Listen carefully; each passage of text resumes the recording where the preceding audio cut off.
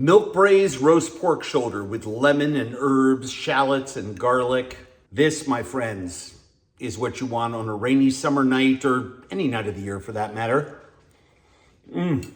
Classic Italian farmhouse food, perfectly cooked, perfectly seasoned, 7 or 8 ingredients. But that sauce is just absolutely out of this world. And if you want to know what it's like to be cooking here in my house at midnight, there's the beggar's crew. Oh, don't look innocent, Luca.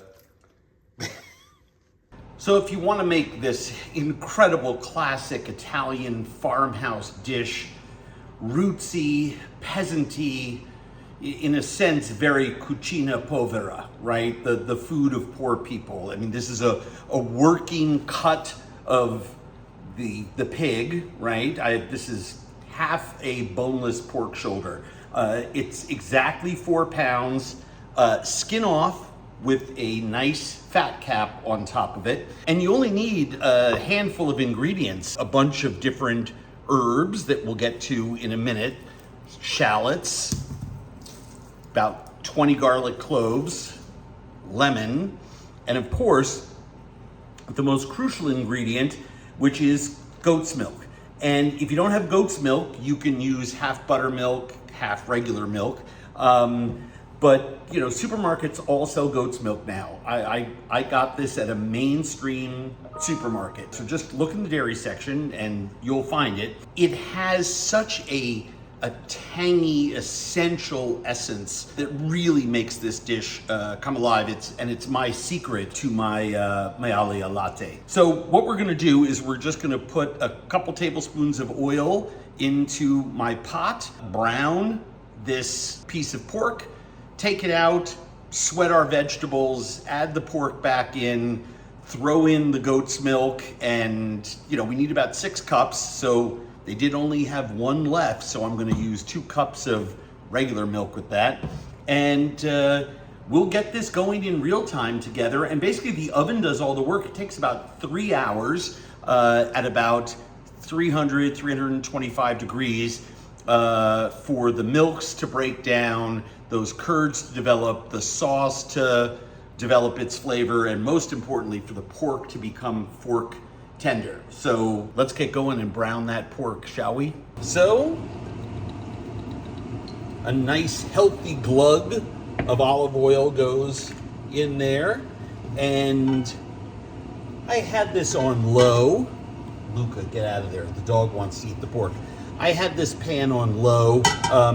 This is it's a pot, right? You don't need to use anything fancier than this to braise something. And I took this out on purpose because so many people are always asking me, do I need an expensive Staub or Le Creuset? And if you have a big one, that's great. But if you're using a nice thick, and this is a thick stainless steel, small stock pot that's not gonna scorch your meat, go ahead and use that. It is going to be absolutely perfect. That's starting to smile, and I can smell it. It's aromatic. And so I just like to take this piece of pork and put it in skin or fat side down.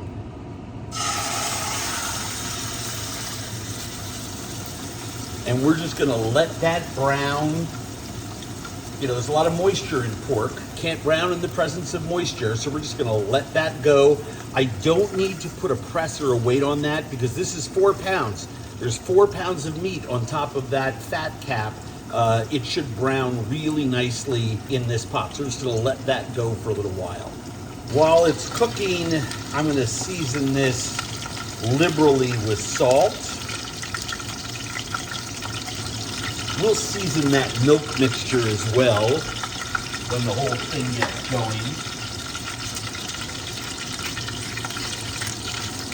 And a lot of pepper.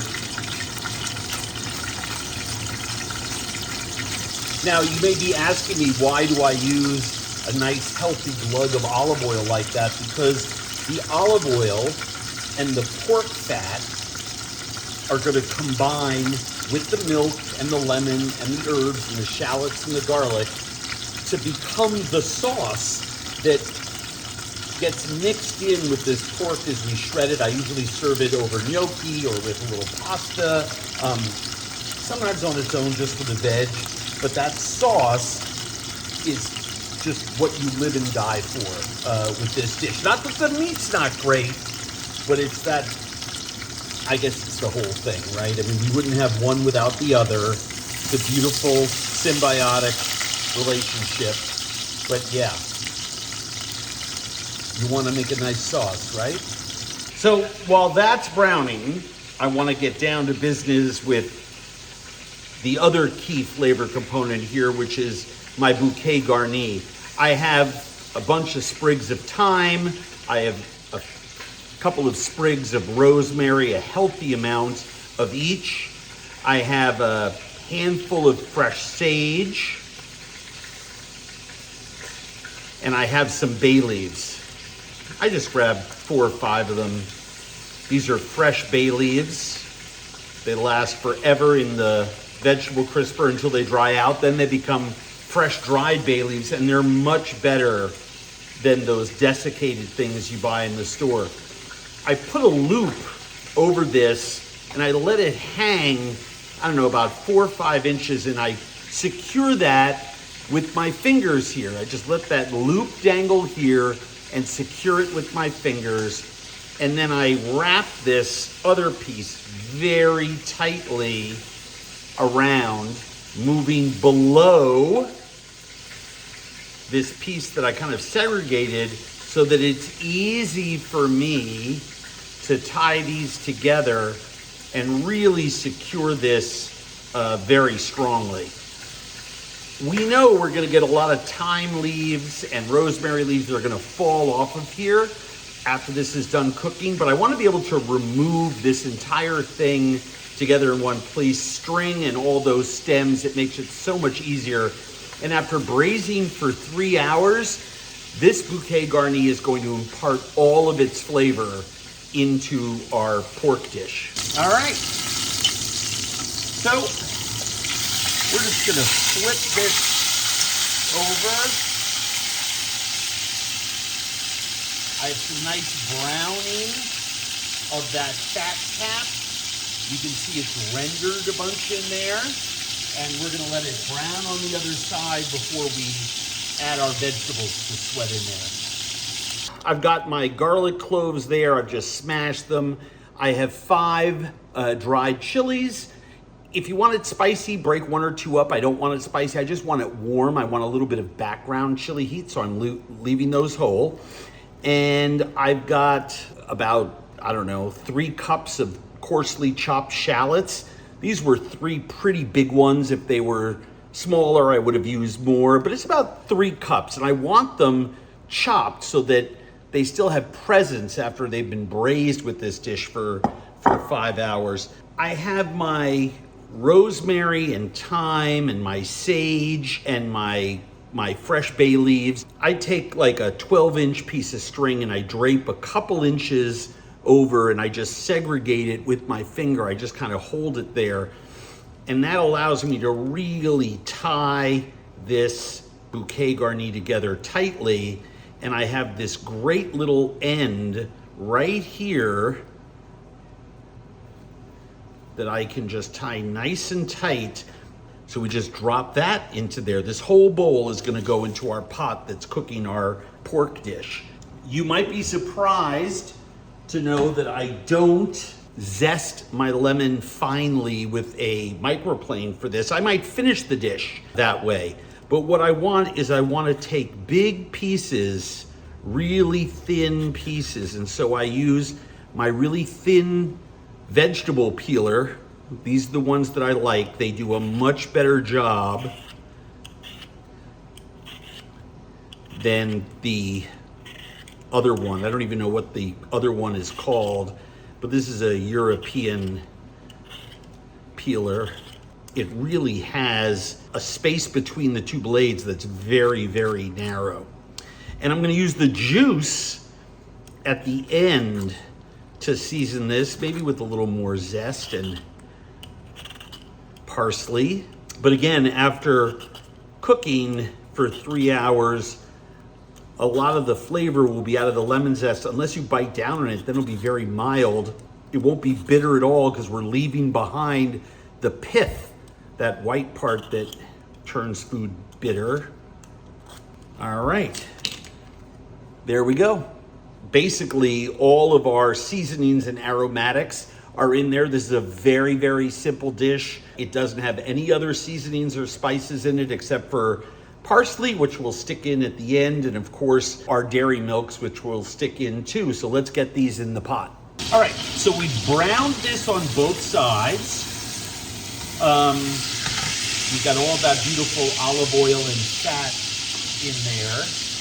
And now what I'm gonna do is I'm just gonna drop, sort of grabbing my bouquet garni, and I sort of wanna drop my shallot mixture on either side and my lemons.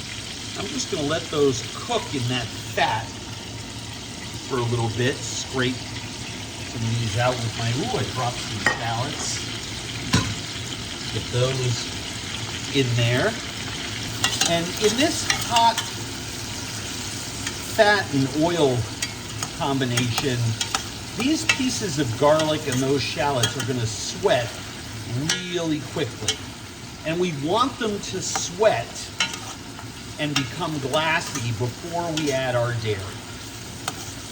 And the reason is that way we're sort of locking in the flavor of the sweet shallot and garlic as opposed to the raw shallot and garlic.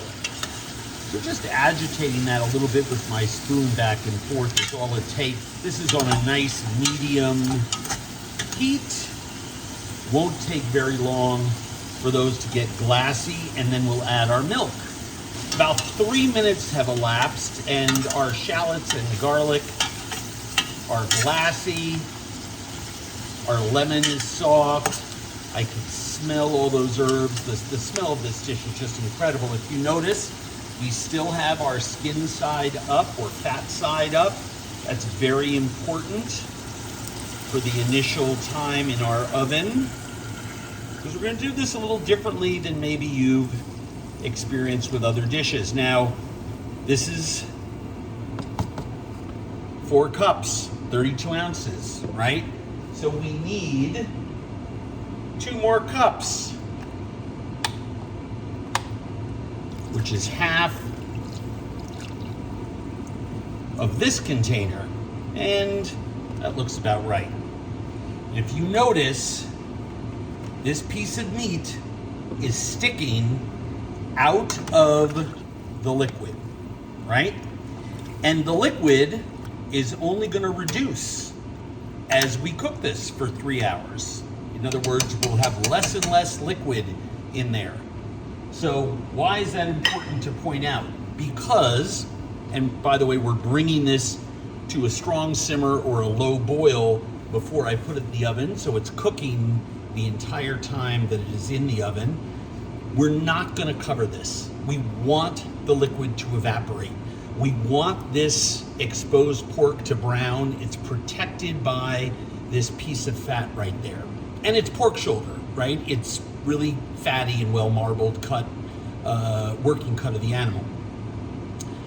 We're gonna let it go for about an hour, and then for the last 2 hours, we're gonna turn it every half an hour so that it doesn't dry out and it gets a chance to absorb that, so the meat gets a chance to absorb that sauce and the juices go out into the liquid. And essentially we protect this from getting too dark or too dry or too crispy. Believe me, you'll see at the end, this is a very crispy, yummy piece of pork, despite it being cooked in milk. I think you'd be quite amazed at this process. And as messy as it looks right now, boy, oh boy, is it gonna blow your mind in a couple hours. So we're gonna let this come to a simmer, and then we're gonna just slide it into the oven. Okay, so I've preheated my oven to 375 degrees because when I open this door, magically it's gonna drop down 50 or 75 degrees. I put a pot with my pork in, I shut the door, I lower the temperature to 300 degrees, and it's that simple. And we'll come back in an hour and start turning our pork every half hour and check on its progress. After an hour, this top piece kind of flipped over and the whole thing just went ass over tea kettle. And you can see here how the milk has actually started to coagulate a little bit. So no worries. All you want to do is flip it over. And we'll just go with it on its side. Make sure to scrape down any little bits of vegetable or curd as this reduces. You can actually see it went down about a ½ inch high water line, or I guess if you're looking over there. If we multiply that out, we're gonna lose another 1.5 inches over the course of the next couple of hours. Let's give this a nice little stir and agitate those other ingredients.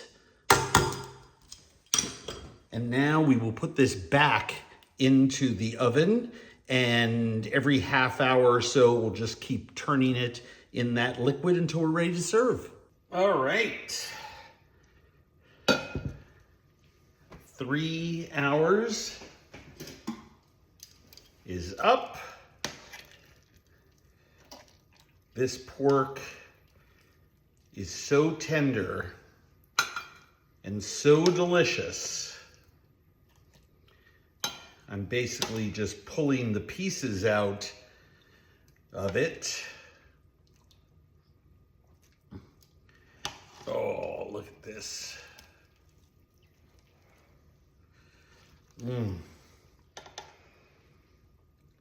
Perfect. Absolutely perfect. I'm going to dispose of some of these pieces just of pure fat. Wasn't a lot, it was a pretty lean piece. When I start, I'm going to let this rest. We want to pull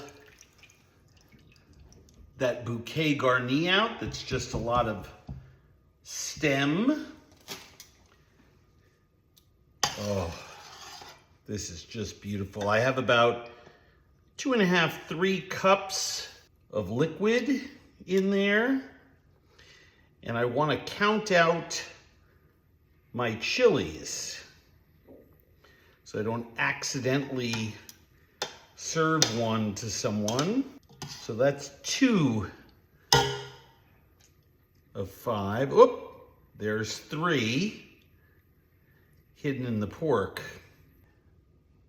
Let's get rid of those chilies right away, shall we? Let's see if there's any other poking around in there. Nope. So that means that there are 2 more in there. Just a good thing to always remember. I like to count my chilies. And then this is the important part. The olive oil flavor and the pork fat is now in that milk sauce. So what I want to do is I don't want to be eating a lot of fat for health reasons, but also the mouthfeel of it is just going to be awful with this much oil. So you just want to do a really careful job skimming out as much of this as possible. That was about almost an entire cup. And you want to go nice and slow and just move your ladle along. You know, if you lose a tablespoon or 2 of sauce, it's not the end of the world. But the most important thing is to make sure that you clean the sauce as efficiently as possible. Oh, this is looking so nice. And you can see here we've got almost all of that gone. I'm very happy with the way that looks. Oh, there's a chili. So now we're just missing one. Oh, there it is. The 5th chili. We'll just get rid of that. I want this to rest for another couple minutes. I'm gonna reduce this sauce by about 20%. That'll take about 10 minutes while I cook up some of my friend's gnocchi that I get that's just absolutely fantastic. I'll show you that in a sec. My little gnocchi croissant shaped pasta are boiling away. I've seasoned this with a little salt and a little parsley. Decided I'm gonna make a couple little portions here. My sauce has been simmering for about 5 minutes. It's gonna simmer for about 5 minutes more and just tighten up a little bit. Sometimes you have more evaporation than at other times. The worst thing is when your sauce is all gone. With this recipe, that rarely happens unless you use a really long roasting pan for a small half a pork shoulder, which you should never do. Okay, let's assemble. Let's just carefully divide these lovely little pasta rolls. This is just such a great product. Love this stuff. Then what we're gonna do is I'll do one that's sort of pulled, where I just sort of use the knife like a fork and use the other fork in there. Can you see the dog? They go nuts for this smell. What a lovely plate. All right. So there's one way to do it. Then with this other one, I'll just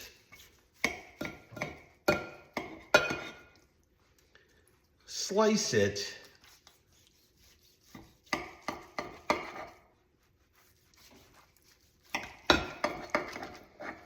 You know, one's a little more elegant than the other, but I don't think one's any better than the other. This is just such beautiful, moist and lovely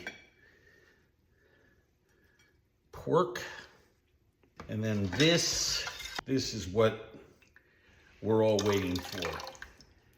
I want you to take a look at that stunning, sort of broken, light caramel colored sauce, loaded with herbs and shallots and garlic and lemon peel, and infused with those chilies.